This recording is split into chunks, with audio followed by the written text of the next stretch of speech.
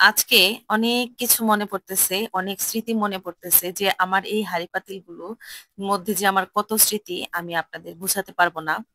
এখন আপনারা বলতে পারেন হাঁড়ি পাতিলের মধ্যে আবার স্মৃতি কিভাবে লুকিয়ে থাকে। অবশ্যই আমার ভাড়া বাসায় জীবন শুরু হয়েছে।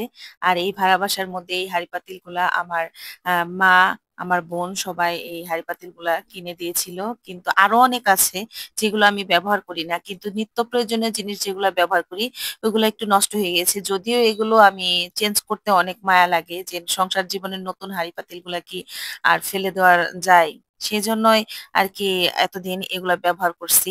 আরো অনেক ফ্রাইং প্যানের সেট আছে, হাঁড়ি পাতিল আছে, সেগুলা আমি কখনোই বের করি না, যেগুলো অনেক নতুন রয়েছে। কিন্তু প্রয়োজনীয় জিনিসগুলা সেগুলাই বারবার চেঞ্জ করার চেষ্টা করি। যদিও আমার সংসারের জিনিস আমার একাই কিনতে হয়, আমার একার পছন্দের জিনিস, যেহেতু আমার বাসায় আর কেউ না। আমার মা আমার সংসারের জন্য অনেক কিছুই করে দিয়েছে আমাকে। আর আমার মা শুধু আমাকে না, আমাদের দুই বোনকেই সমানভাবে সবকিছু দেওয়ার চেষ্টা করে। আছে না কিছু বাবা মা যে এক সন্তানকেই সবকিছু দিয়ে দেয়, আমার মা কিন্তু তা না।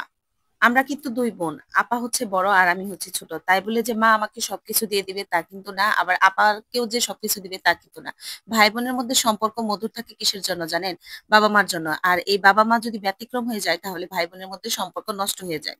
আমার মা কখনো এরকম ব্যতিক্রম করে না বলেই আমরা এখন পর্যন্ত দুই বোনের মধ্যে আলহামদুলিল্লাহ সম্পর্ক অনেক ভালো আছে, আর ভবিষ্যতেও থাকবে। আমাদের সমাজে কিছু কিছু পরিবারের বাবা মাকে দেখি যে বড় সন্তান সংসারের জন্য অনেক ত্যাগ স্বীকার করে। সে জায়গা সম্পত্তি রেখে বাবা মার নামে দেয়, কিন্তু সেই সম্পত্তি শেষকালে বড় সন্তান পায় না, পায় ছোট সন্তান। ছোট সন্তানকে সবটা দিয়ে দেয়, বাড়ি করে দেয়, জায়গা করে দেয়, 180 ডিসিমল 90 ডিসিমল, তারপরে হচ্ছে 4-5 লাখ টাকা ব্যাংক অ্যাকাউন্ট করে দেয়। সব ছোট ছেলের জন্য, বলে যে সব ছোট ছেলে। বড় ছেলে জায়গা কিনলো, সেই জায়গার গাছ কিন্তু বড় ছেলে পায় না। ছোট ছেলে যে বড় ভাইয়ের জায়গার মধ্যে যদি গাছ লাগায়, সেই গাছের মালিক কিন্তু ছোট ছেলে হয়ে যায়। এটা আমাদের সমাজে মনে হয় একটা ঐতিহ্য হয়ে দাঁড়াইছে, কিন্তু যাই হোক, এরা ভবিষ্যতে এদের আল্লাহ তাআলা কিভাবে বিচার করবে তাও জানি না। আবার ছোট ছেলে জায়গা লিখে নেয় বাবা মার কাছ থেকে, সে জানে না। এই ধরনের অদ্ভুত কথা আসলে বাবা মার সাথে এ ধরনের মানে দুই চোখামি করে বলেই সন্তানের মধ্যে মানে ঝগড়া বিবাদ সৃষ্টি হয়, ভালোবাসা নষ্ট হয়ে যায়। বাবা মাই কিন্তু মূল কারণ ভাই বোনের মধ্যে সম্পর্ক নষ্ট করার, এটা কিন্তু বাঙালি স্বীকার করতে হবে। এমনও অনেক সংসার আছে পুরোপুরি নষ্ট হয়ে গেছে শুধু বাবা মার মানে একতরফা ভালোবাসার কারণে। একটা পরিবারের বড় ভাই কিন্তু তার পরিবারের জন্য অনেক কিছু করে, নিজের বোন ভাগ্নি সবাইকে বিয়ে দেয়, তারপরে বাবা মা সেগুলো ভুলে যায় বয়স হলে।